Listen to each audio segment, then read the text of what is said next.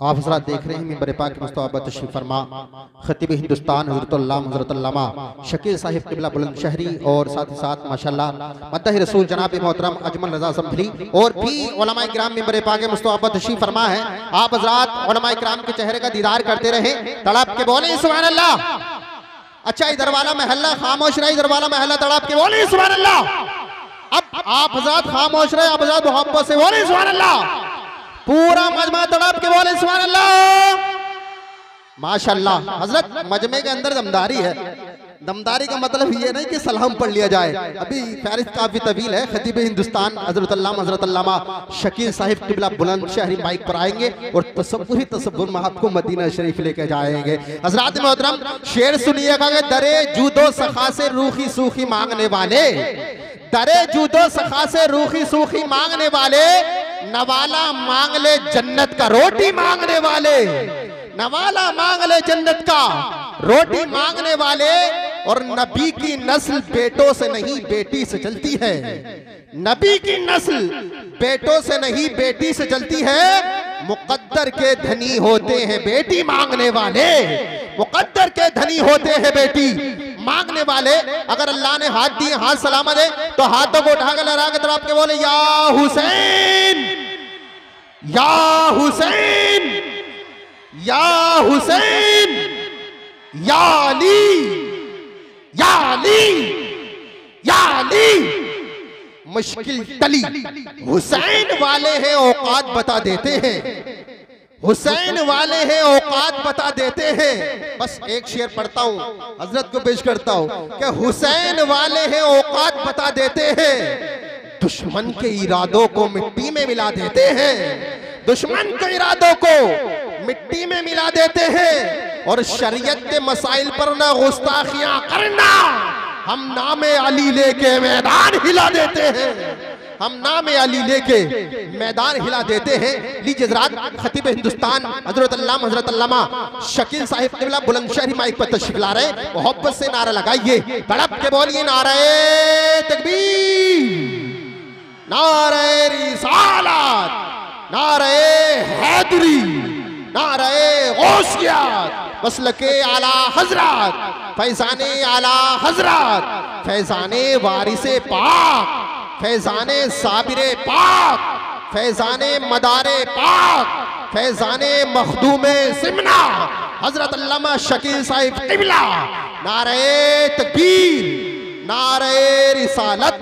जुल्फ़िकार संभली एक शेर के साथ बुलाता है, ये भी है, ये भी है, ये भी है एक मौजज़े सरकार नया, जिक्र सोबार करे लगता है हर बार नया।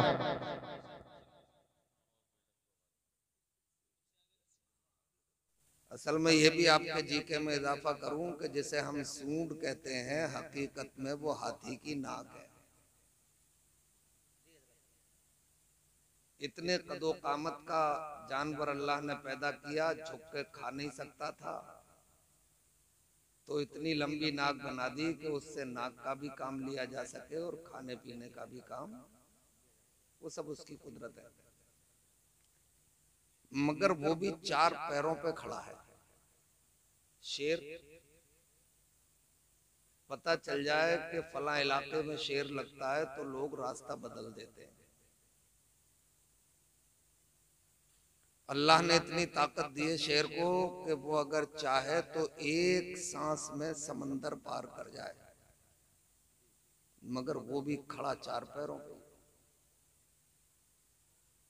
मगर ये लागर सी मखलूक जिसे हम इंसान कहते हैं, अल्लाह तबारक व तआला ने इसे ये एजाज बख्शा कि इसे दो पैरों पे खड़ा फरमाया ताकि सरबुलंदी की जिंदगी गुजार सके। और इसी के सर पे करमना बनी आदम का ताजे जर्री रखा, अशरफुल मखलूकात के लक़ब से मुलक़्क़ब किया। इसी इंसान को यह एजाज हासिल है कि अल्लाह की नूरी मखलूक यानी फरिश्तों ने इसके जद्दे आला को सजदा किया। कुरान में रब्बे कदीर ने फरमाया लक़द खलक़नल इंसान फी अहसन तक़वीम, हमने इंसान को अच्छी वज़ाक़ता में पैदा किया और इसी नस्ल इंसानी में नबुव्वत और रिसालत का सिलसिला शुरू फरमाया। ये सिलसिला भी क्लोज कर दिया हमारे आपके पूरी कायनात के आका व दाता जनाबे मोहम्मदुर रसूलुल्लाह सल्लल्लाहु ताला अलैहि वसल्लम पर। मगर इस नस्ल में अभी औलिया अल्लाह का सिलसिला जारी है और कयामत से तकरीबन 40 साल पहले तक ये सिलसिला जारी रहेगा। ये औलिया अल्लाह यानी अल्लाह के दोस्त, ये ऐसी अजीब तख्लीक है अल्लाह तबारक व तआला की कि इन्होंने जो अजूबे दुनिया में किए आज भी पूरी दुनिया अंगुष्ठ बदंदा है। जैसे कि एक पर्सनालिटी है मगर एक वक्त 70 मुरीदों के यहाँ खाना खा लेती है। एक शख्सियत है 12 बरस पहले कश्ती डूब जाए तो ठोकर मार के किनारे लगा देती है।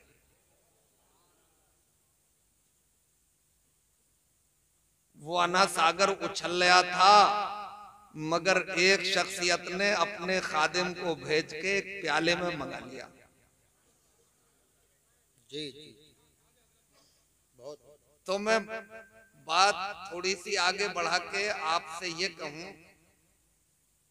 कि ये दुनिया वाले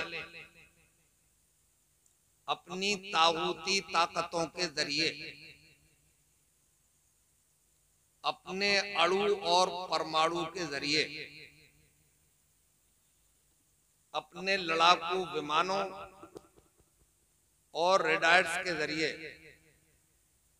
जो काम सदियों में नहीं कर पाते, अल्लाह वाले उनसे भी बड़े कामों को अपनी नजरे करम से एक लम्हे में कर दिखाते हैं।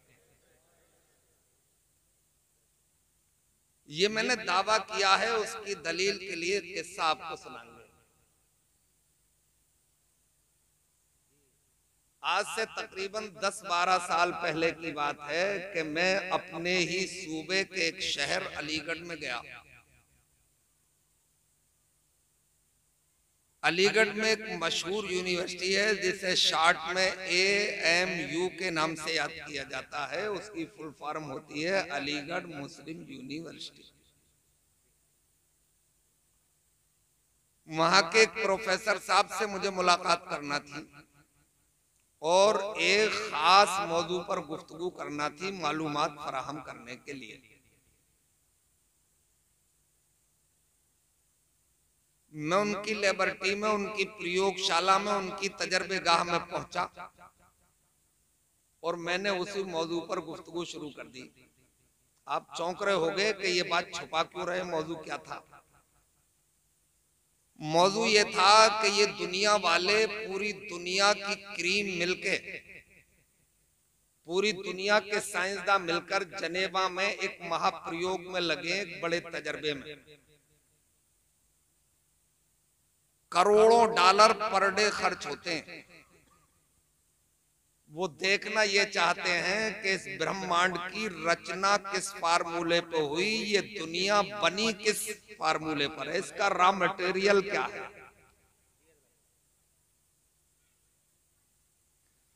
गोया के वो ये देखना चाह रहे हैं कि हम कोई रोशनी के लिए बल्ब या रॉड तैयार करते हैं, टॉप का रॉ मटेरियल लगाते हैं तो उसकी गारंटी 2 साल की देते हैं।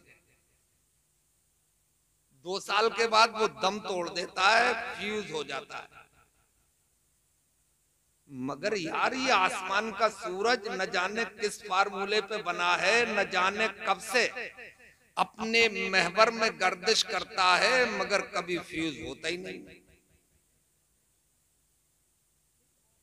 कितना ही बादल हो, घनघोर घटा, मगर जब सूरज निकलेगा तो अपने निकलने का दुनिया वालों को एहसास कराता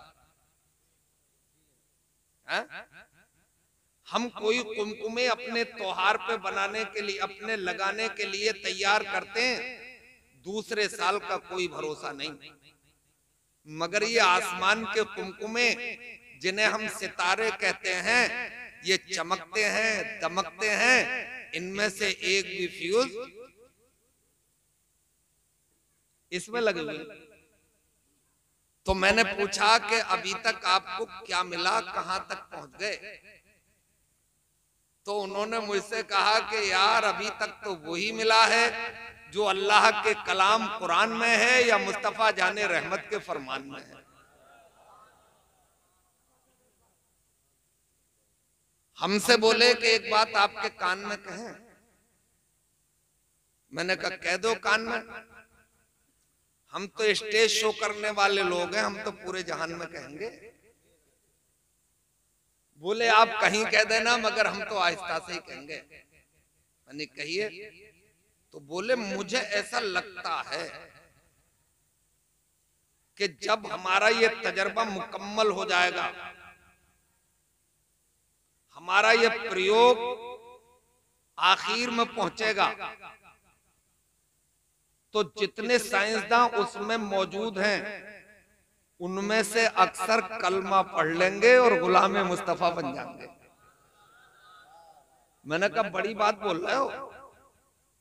बोले नहीं, जब हम तजर्बे से वापस आते हैं, हमारी टेबल टॉक होती है, आपस में गुफ्तगू होती है, और जब उस तजर्बे को परखते हैं, दुनिया की पोथियों में देखते हैं, तो कुछ और फार्मूला नजर आता है, मगर जब अल्लाह के कलाम पे तहकीक करते हैं तो हमारा तजर्बा और वो उससे बिल्कुल मिलता हुआ नजर आता है। बेशक बेशक, सुभान अल्लाह, बहुत उम्दा।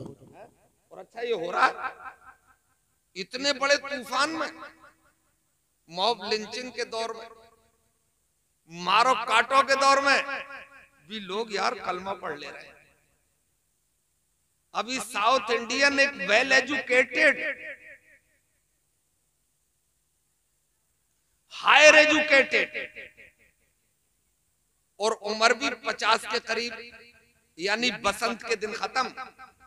इश्क में जो लोग कलमा पढ़ लेते हैं वो अलग बात है, 50 साल में तो औरत के बाजे,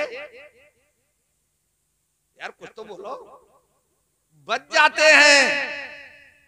और वो इस्लाम की सख्त दुश्मन, किसी ने मशवरा दे दिया हवा में तीर मत चलाओ, अगर पैगंबर इस्लाम पर कुछ टिप्पणी करना है तो उन्हें पढ़ लो, उनकी जीवनी का मुताला कर लो। बोले उन्होंने तो अपने मतलब की बात लिखी होगी।